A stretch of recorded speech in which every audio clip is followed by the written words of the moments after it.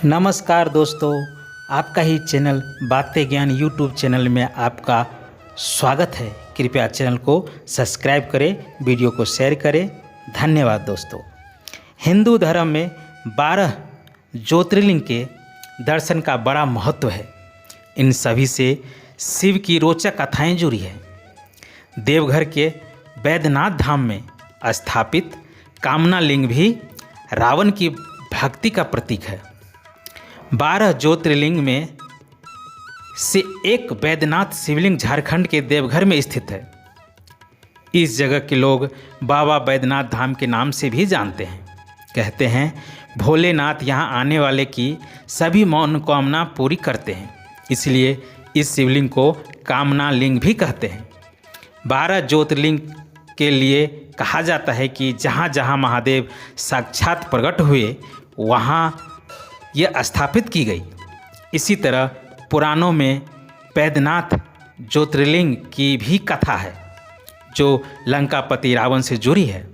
दोस्तों, तो आइए हम जानते हैं झारखंड के देवघर स्थित प्रसिद्ध तीर्थ स्थल बैद्यनाथ धाम में स्थापित शिवलिंग द्वादश ज्योतिर्लिंग में से 9वां ज्योतिर्लिंग है। यह देश का पहला ऐसा स्थान है जो ज्योतिर्लिंग के साथ ही शक्तिपीठ भी है। यूँ तो ज्योतिर्लिंग की कथा कई पुराणों में है, लेकिन शिव पुराण में इसकी विस्तार पूर्वक जानकारी मिलती है। इसके अनुसार बैजनाथ ज्योतिर्लिंग की स्थापना स्वयं भगवान विष्णु ने की है। इस स्थान के कई नाम प्रचलित है, जैसे हरितकीर्तिकी वन, चिंताभूमि, रणवेश्वर कानन, हरदपीठ और कामनालिंग कहा जाता है। यहाँ आने वाले सभी भक्तों की मनोकामना पूरी होती है, इसलिए मंदिर में स्थापित शिवलिंग के कामना लिंग भी कहते हैं। इसके अलावा इस धाम को अन्य कई नामों से भी जानते हैं।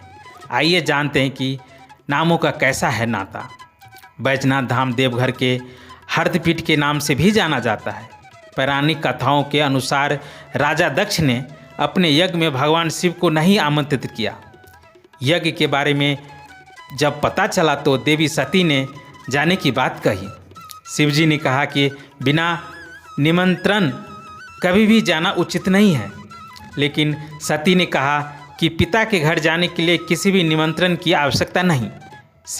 शिवजी ने उन्हें कई बार समझाया, लेकिन वह नहीं मानी और अपने पिता के घर चली गई। लेकिन जब वहाँ उन्होंने अपने पति भोलेनाथ को घोर अपमान देखा तो सहन न कर पाई, यह यज्ञ कुंड में प्रवेश कर गई।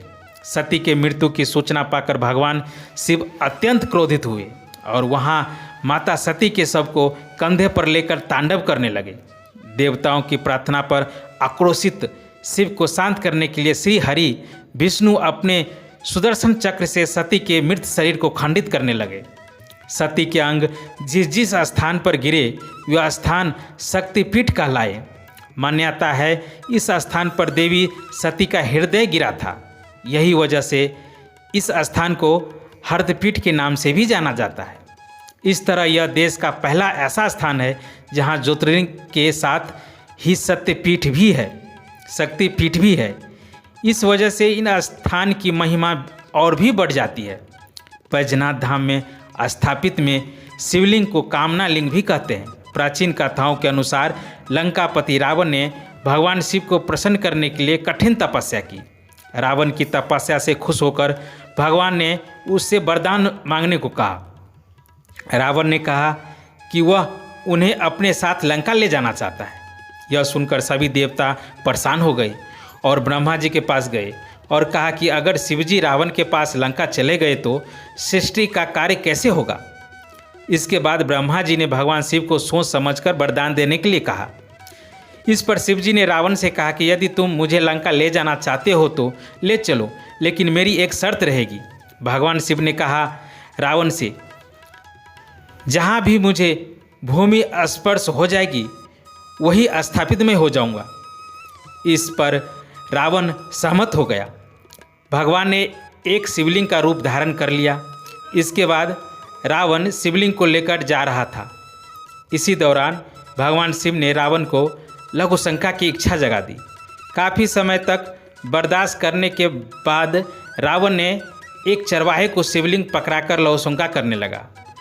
इसी समय भगवान ने अपना वजन बढ़ा दिया और उससे चरवाहे ने लंकापति रावण को आवाज़ दिया और कहा कि अब इस शिवलिंग को उठाए नहीं रख सकता हूँ। रावण लघुशंका करने में व्यस्त होने के कारण सुन नहीं पाया। इधर चरवाहे ने शिवलिंग को जमीन पर रख दिया। जब रावण लौटकर आया तो लाख कोशिश के बावजूद भी शिवलिंग को उठा नहीं पाया। तब रावण को भगवान की लीला समझ में आई। वह अत्यंत क्रोधित हुआ। कथा के अनुसार उसके बाद ब्रह्मा, विष्णु और अन्य देवताओं ने आकर उस शिवलिंग की पूजा की और शिवजी के दर्शन होते ही शिवलिंग को उसी जगह पर स्थापित कर दिया। तभी से महादेव कामनालिंग के रूप में देवघर में विराजते हैं। भोले सबकी सारी ही मुरादें पूरी करते हैं, बस जातक श्रद्धा से उनका स्मरण कर ले। कामनालिंग के भी ऐसी ही मान्यता है।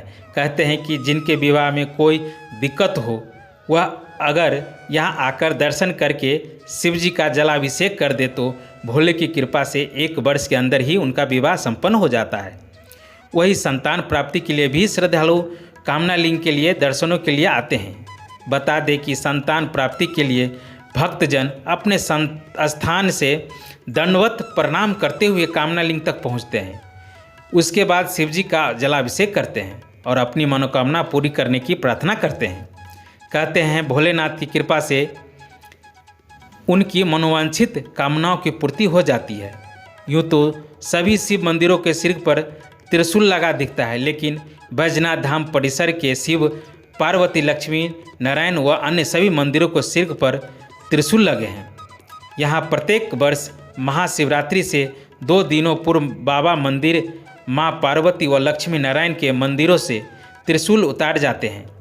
महाशिवरात्रि से 1 दिन पूर्व विशेष रूप से उनकी पूजा की जाती है और तब सभी पंचशूलों को मंदिरों पर यथास्थान स्थापित कर दिया जाता है। इस दौरान भोलेनाथ व माता पार्वती मंदिरों को गठबंधन को हटा दिया जाता है। महाशिवरात्रि के दिन नया गठबंधन किया जाता है। हर हर महादेव, हर हर महादेव। दोस्तों, यह कथा बहुत ही ज्ञानवर्धक है और आपको ज़रूर सुनना चाहिए। फिर मिलेंगे एक नई वीडियो में, एक नई कहानी के साथ, एक नई कथा के साथ। आप सभी को, दोस्तों को महादेव, देवों के देव महादेव कल्याण करे। हर हर महादेव, हर हर महादेव।